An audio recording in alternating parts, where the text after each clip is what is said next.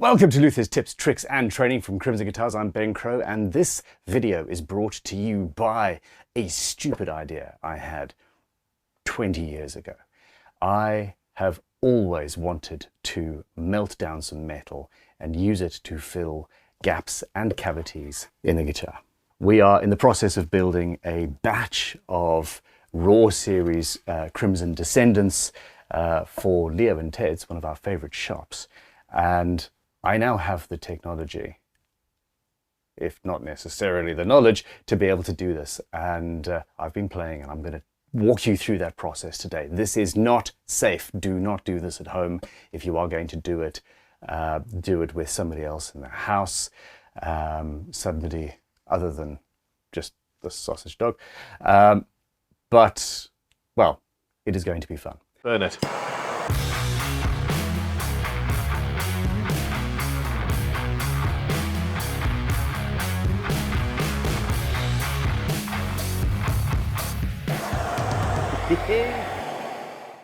When I first tried this, I was young and stupid. I thought it would be fun to melt down some aluminium cans and then pour that into a knothole or something like that. And I went out to the local service station, bought one of those disposable barbecues, and proceeded to try and melt the aluminium. What I did was melt the barbecue. Of course, as metal cools, it shrinks a little bit. There is going to be a little bit of filling. There is going to be a little bit of burning, but I love shou, so the final process at the end of this video, or the second video, there's two different things we're going to be doing here. The guitar is going to be burnt as well, so the whole guitar is going to be black with pewter highlights where all of these wonderful wormholes are. Pewter melts at a relatively low temperature, and it's fun to work with. But another health and safety announcement, I go around charity shops, Goodwill, etc., buying pewter tankards and gorgeous bells, because nobody seems to want pewter right now. And I am only buying modern Sheffield, well, modern UK-made pewter at this point, because I know that there is not a stupid amount of lead content. I tried to melt down a tankard that was made in Hong Kong, and it wouldn't melt. I don't know what was in it, but it wasn't what I thought. Let's prep the guitar. I love using wood that most people would throw away. I love the wormholes that we've got in this bit of poplar. I'm not a particular fan of this discoloration, hence my need to burn it. But we've got various knotholes, and we've got a lot of beetle damage, I suppose. I just call them wormholes. And it is going to make for a very, very interesting instrument. In this first video, I am going to fill various of these holes, reshape them, get them all looking, I hope, incredible. But not only fill them, I'm going to fill them and then manipulate the pewter inside so they've got shape, and they're going to catch the light and reflect it back, which brings me to another silly idea I've had. In the second video, I'm going to be addressing this massive side piece, and what I want to do, well, there are options. There are various cool things that could happen. But, well, if you haven't yet subscribed, subscribe, hit the notification button, and watch out for the next video, because it's going to be fun. I literally woke up this morning knowing I was going to do this and thought, oh my gosh, I need to set up a sort of a rod of pewter above the guitar, and then slowly melt it so that it drops of pewter fall on the guitar, and the whole thing could be covered in this amazing stuff of... I'm having fun. As the metal cools down, it's going to shrink a little bit. So there will be a certain amount potentially of super glue required to hold them in place. But as I clean up each one of these holes, and this is the first job, I'm going to use my micromotor rotary tool to create some undercuts so that as the metal melts and is pushed into the hole, it's going underneath the level of the poplar. Now my problem is this is incredibly soft timber, and even doing that isn't guaranteed to hold them in place. If I was doing this in a piece of ash or something like that, no problem whatsoever. So that's now undercut all the way. That goes in that way. That's all good. You could also just drill holes.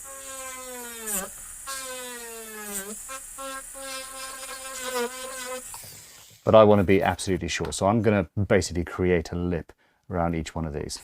Some people have questioned, incidentally, my obsession with learning how to set stones, jewelry making, etc., and glass and pottery and all of these other random disparate subjects. What I'm doing here with the lip is stone setting. I'm taking bits and pieces from all of these other random crafts that genuinely the learning process is giving me goosebumps. I'm loving it. But I'm taking the ideas and the techniques that have no place in guitar building and putting them in guitar building.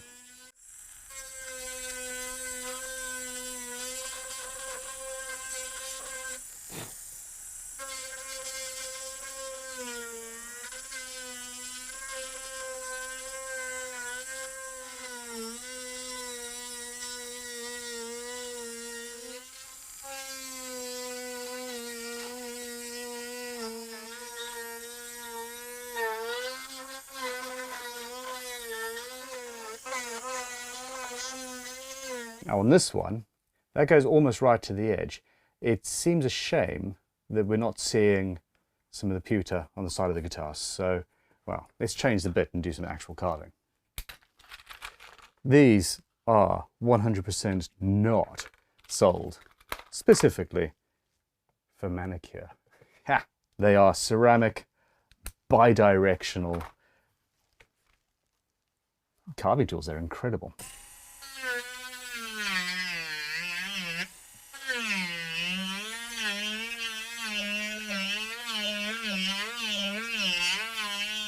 Now, as that goes through the edge, obviously, I'm going to have a potential problem with dripping metal, but there's a solution. Believe it or not, you can cast pewter in silicon. Yeah. I'm also putting a few holes at an angle in the bottom of the bigger cavities to hold the pewter a little bit more solidly. The last thing you want is some random bit of metal rattling in your finished guitar.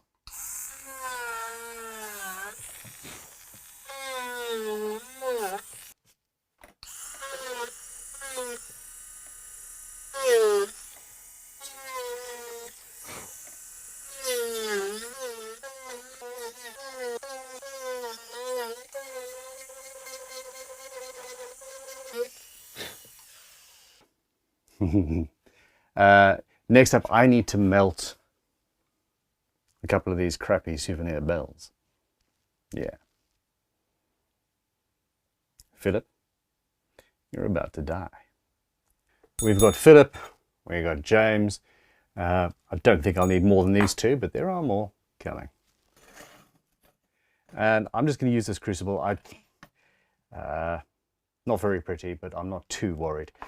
What I need to do is make relatively small ingots of the pewter. I don't want to melt more than I need for each gap. So this is a graphite mold that I'm going to be pouring it into.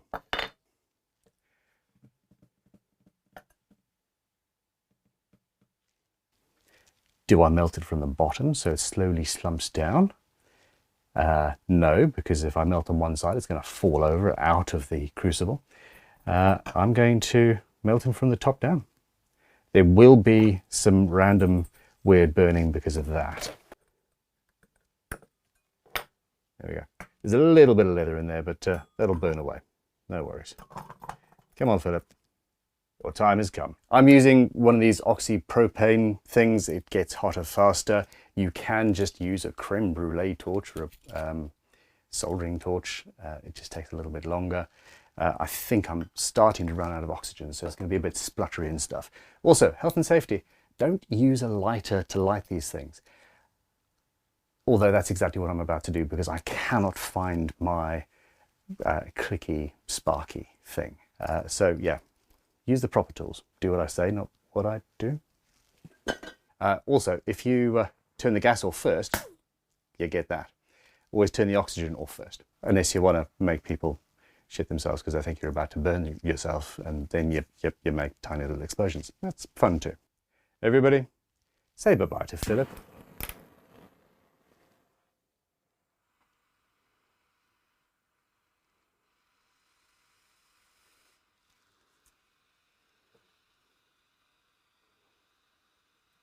Oh,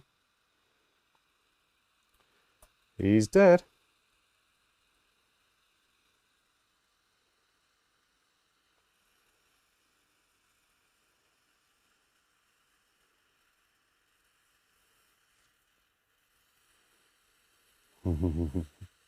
Oh my God, this is fun. Oh.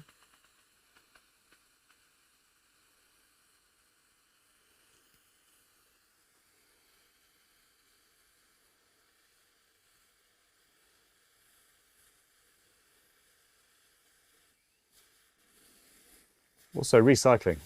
I love recycling.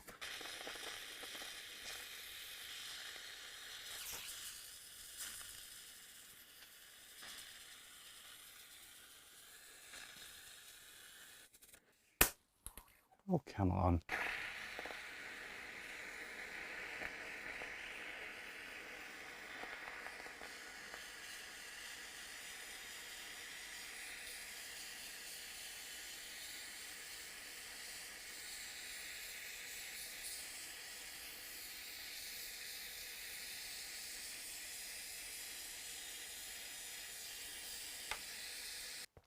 Graphite rod.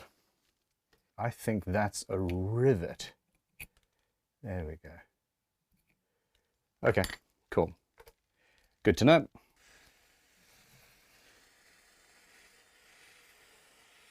Okay, so that's basically called a rolling something. And now I'm going to, yeah, could be a little bit cleaner, but come on then. Oh. Watch where you're pouring that then.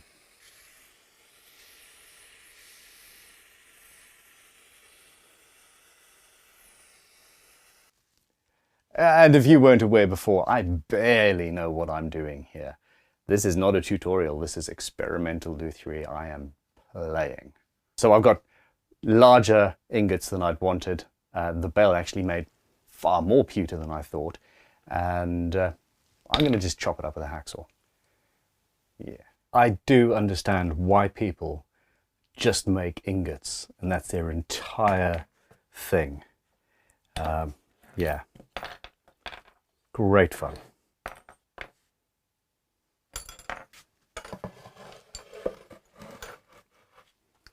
All right, let's do this one first.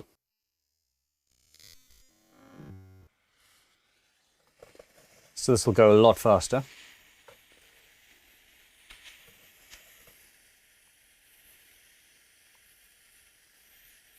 There we go. So when it starts rolling around like that, you're where you need to be. Now the trick is to keep your ball of molten metal hot and then put the flame over the tip where it's going to pour out.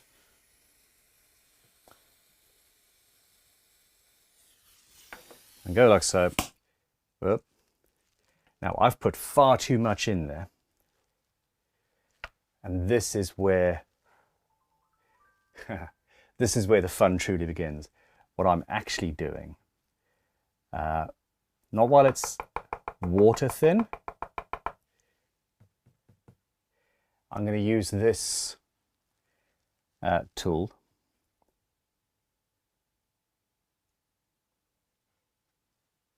to essentially push the metal in. It cools it down quite quickly, takes the heat out, and gives me a 3D thing. If I've judged the amount of metal properly, which I'm going to get to, which is a skill I'm hoping to develop as this process develops, I can get to a point where I've got almost exactly the right amount of metal. It's pushed underneath the edges, and I've already got a 3D cup shape that is going to grab any light on stage and just shit it back out of the audience. Yeah. This one didn't work. There isn't enough of an undercut. Because it was in there, there was more metal than I required, and it was in there for longer. It sort of burnt the undercut that I created there. And with each of these cavities, there may well be some of this. Now, I could just super glue that straight in, or I could melt and go again. I never thought that I would need a large pair of bolt cutters in guitar building, but really, that's kind of what I need here.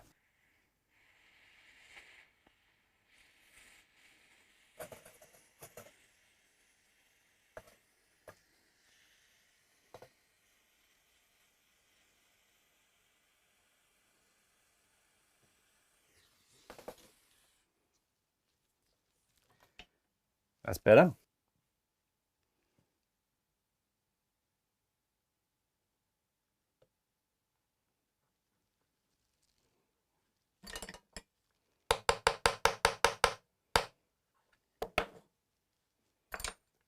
And that is relatively solid. It has burnt a little bit of the wood away. It's shrunk a little bit. And around all of these, I'm going to put some wicking super glue. Crimson Guitars brand, of course. Spot leveling file.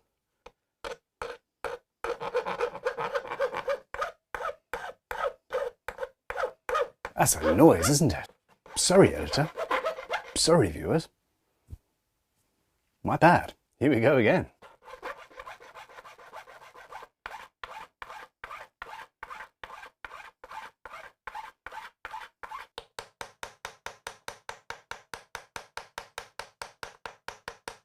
Basically, I'm compressing the metal, expanding it, compressing, expanding. I'm pushing it out into the holes. Now, in order to get that done effectively, it needs to be thinner. And here's where the carver, the rotary carver, comes back in.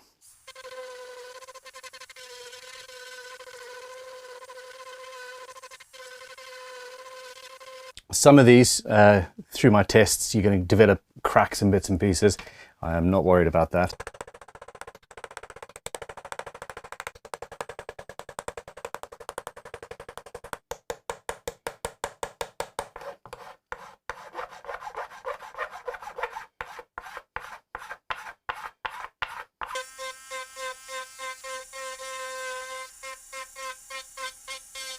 And that's what I'm after. The 3D droplet of something that looks like molten metal in a guitar. It may be a little bit self-serving, and but look, I need the dopamine rush. I feel like an evil genius here, and I would love it if you would go into the comments and say, Ben, you're an evil genius, or words to that effect. Thank you. Much appreciated. Click like, subscribe.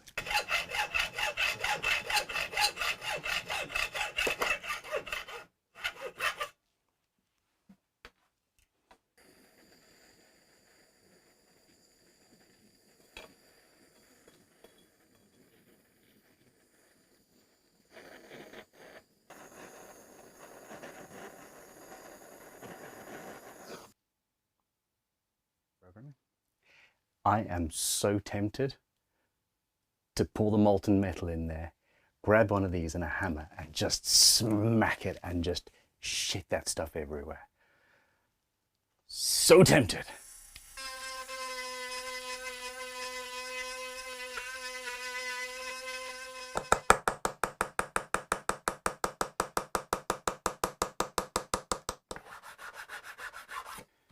Now, at the end, I'm going to go through and polish each of these, but just for fun, let's do this one now.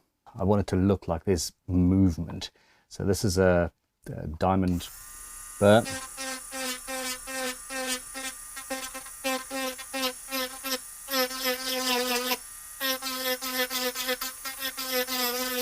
Followed by a silicon, sort of diamond impregnated silicon thing.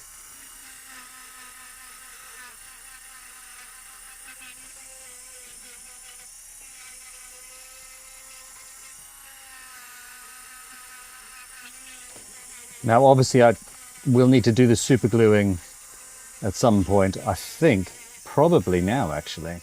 Yeah, that was in there nice and solid before I started polishing. Let's get some super glue in.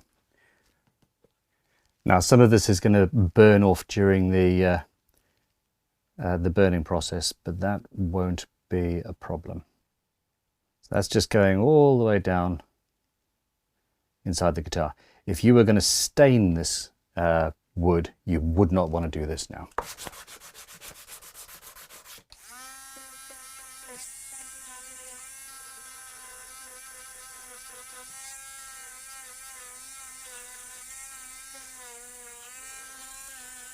Finally, some white polishing compound. I mean, there's many different ways you can do this.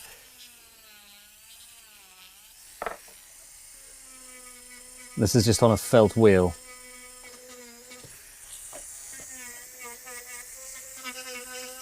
Finally, clean it up a little bit with a Crimson Guitar super fine freight polishing rubber. Now, I'm thinking at this point that I've made a slight miscalculation. I need to burn the wood probably before I do the super glue, at least initially, around each inlay.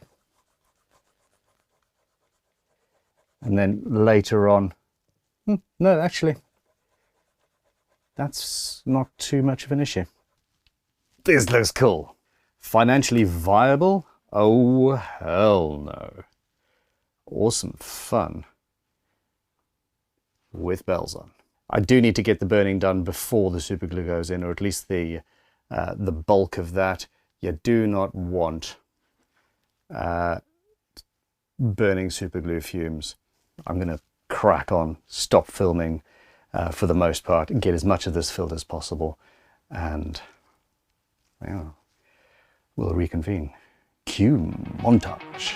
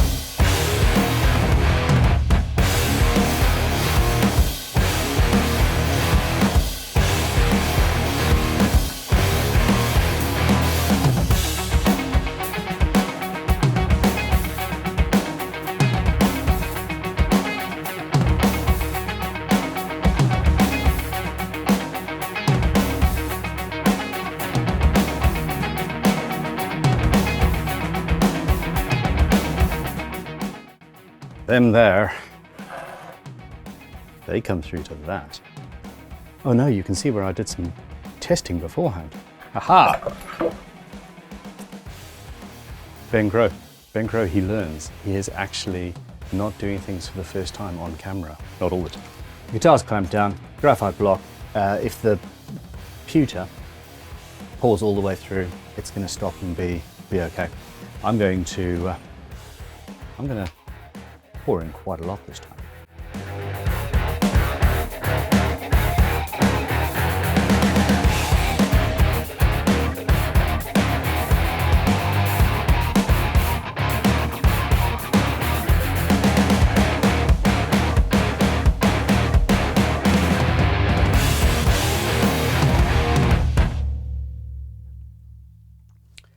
One last pour. We've got this rather chunky thing, so yeah, let's let's get going, shall we? What I want to try and do is get it in one hit, so I'm going to have to pour and move at the same time, which is going to be interesting. I should start at this side, but I won't.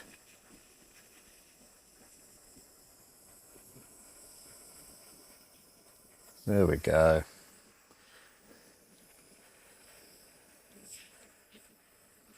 We've also got this one on the end here. That's going to pour over the edge. I'm not worried about that.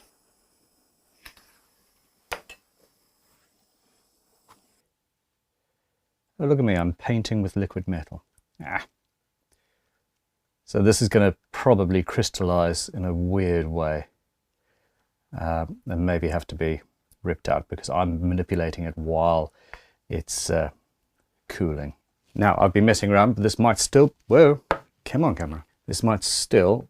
No, it's too hard. I'm going to have to file that down. Ho-hum.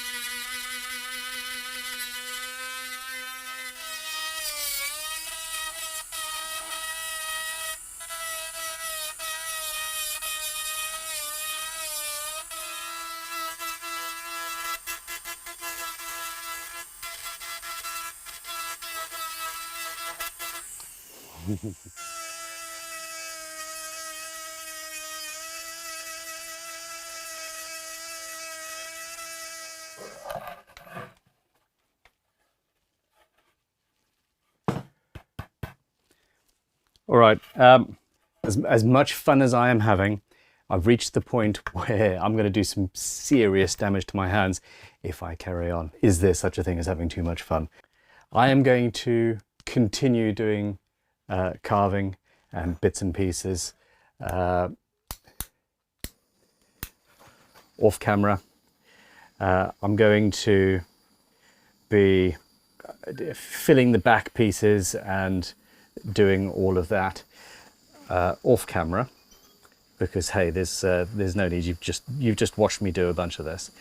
But just while I'm chatting, let's burn the guitar just a little bit so you can see what I am talking about. This is going to be, well, I've done a black and gold guitar before. Go and check out the bog oak, a 5,000-year-old piece of bog oak with gold leaf and resin river and all that sort of stuff. If you haven't seen it yet, link in the description. This is a different beast. In the next episode, I am going to have a little bit of fun with the myriad smaller holes, and we'll do that. And then I'm going to figure out a way to cover this whole live edge section with pewter. It is going to be awesome fun. Thank you for joining me on this journey. Click like, subscribe. Tell me how you would do it, if you would do it any differently. I lived. I have not burnt myself to death. There was a moment when I nearly dropped this very sharp knife on my foot, but other than that, awesome. Be good. Oh, I can't do it. I can't not. Give me a second. I'm going to get the big torch out and burn this thing. I want to see what it's going to look like. No self-control. No self-control. Oh.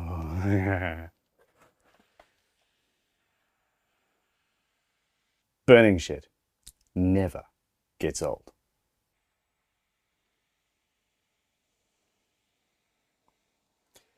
There we go. You want the flame to be hot and precise, and you apply it judiciously, i.e. you don't spend too much time in one place.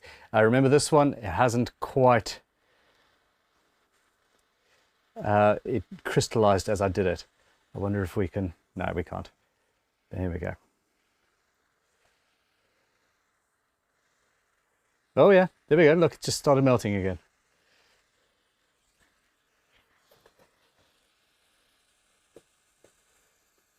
Yeah, out you go. So yeah, I do not want to remelt any of the other pieces in here.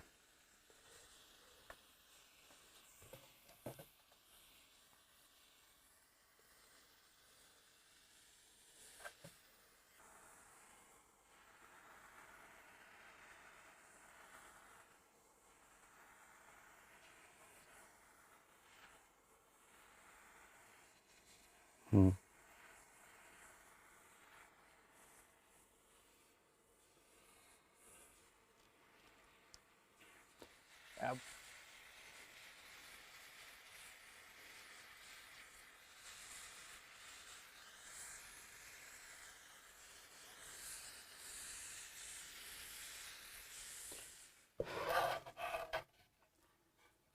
This is what I'm talking about.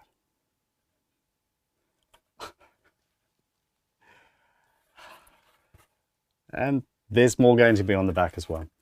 Imagine this with a great big lump of silver river going down the outside. See you guys soon. Goodbye.